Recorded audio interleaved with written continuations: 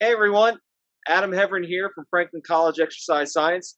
Today we're going to talk a little bit about some tips on fitness and nutrition that can help you maintain your health and wellness during this crazy coronavirus quarantining time that we're in right now. So I'm coming to you from my driveway, and we're going to start off with a couple of fitness tips. What are some really easy things that you can do to maintain your fitness or even increase your fitness? Keep it simple. Rule number one. And one of the simplest things you can do is walk. Go out for a short walk. Go out for a long walk. Walking is a fundamental human movement that, quite frankly, a lot of us just don't do enough. So just start with walking. And if that's all you do, great. Walk to the end of your driveway. Walk to the end of your street. Walk around your neighborhood. Walk on grass. Walk on hills if you have them available. Okay, so walking is a great way to start off just maintaining your health and fitness. And you can add things to your walking as well. One way to increase your body's muscular activation during walking is to carry something. I got a backpack, so you can grab a duffel bag, you can grab a bucket, you can grab anything you have, a milk jug, anything you have around the house. So I can put this backpack on my back, obviously.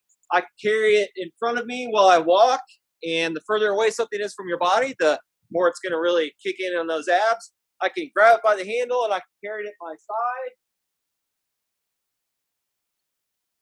And I can switch hands. If you really want to get fancy, you can kind of start carrying it at a 90-degree angle right above at your shoulder. And so incorporating carrying something while you're walking is a great way to spice up that walking activity and maintain your health and wellness that way. Now I'm going to talk to you about three of the movements that get a lot of attention and some simple ways you can try them out at home. The first one is the squat. Okay, so squat is simply just sitting down and standing up. So I've got a box over here, could be my sofa, right? Maintain an upright torso. Let your knees go out in front of you. Sit down, stand up. Try to not let those knees go in too much.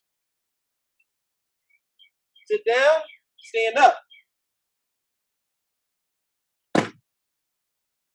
The next movement pattern, that's one of the simplest ones to do, is called a hinge pattern. This is where we use our hips, our glutes, our butt, and our abs to really move our hips through a full range of motion. The simplest one to do is to lay down and push your hips up to the sky.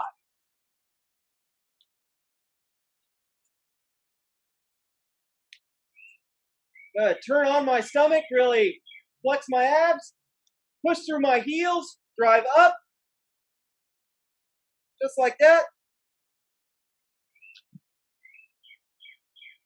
You want to increase the intensity or the difficulty of this.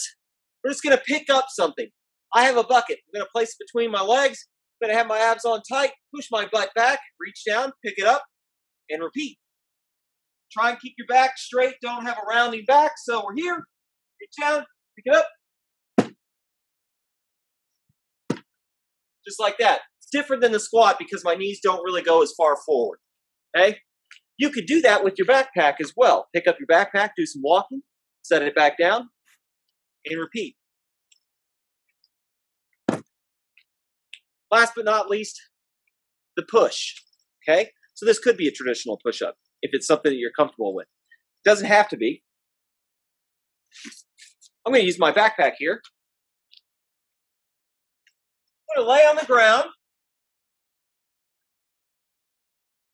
And I'm just going to push it away from me. Okay? Now, if I wanted an increased challenge, I could do a push-up at my knees. That's the next step up. Right? So I'm going to go ahead and get out here, get my abs on tight, rotate at the knees, down, up. If I want to get even fancier and make it a little tougher, then I go up to the toes. Walking, squatting, hinging or picking something up, and pushing. Those are the simplest movement patterns that you can work on to maintain your level of fitness. Now let's go inside and talk about some nutrition habits. All right, so I moved inside now, and my wife and I have this fancy glass calendar that I made. I know it's super cool, right? And we have the calendar on one side where we update what we have going on for the month, and then we have a week's menu. So on Saturday, we start planning what we're going to have for Sunday, Monday through the next Saturday. And as you can see, we love tacos. But writing it down helps keep us on track and build really good habits throughout the week so that we know exactly what we're going to make for dinner each night. And we swap off, and sometimes we put stuff down there that we want to try, something new. Or depending on what our schedule is like, it's a little bit busier, we just keep it to simple things that we know we can make it fairly quickly for dinner. So try out a weekly menu calendar. So the second piece of nutrition advice I have for you is something that you may have already heard of before. It's called meal prepping or meal planning. And this goes in line with our calendar, but what my wife and I do is we use these really simple containers that we got these at Costco, I believe. And we pre-make our lunches, right? So we already have our plan set out for dinner, but on Sunday we go through and it takes maybe about an hour and a half. And we just fill our containers. Each of us eat different lunches. So I usually like protein, like really simple protein, like a piece of chicken or some ground turkey or something like that.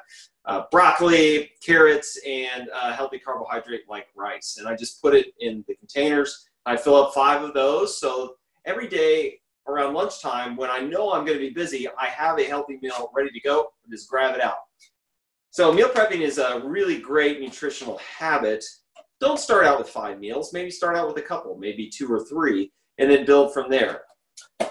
Having something ready to go in the middle of the day when you know you're going to be busy is something that's really, really helpful for us. So give it a shot. Okay, so last couple pieces of advice here. 1, start small.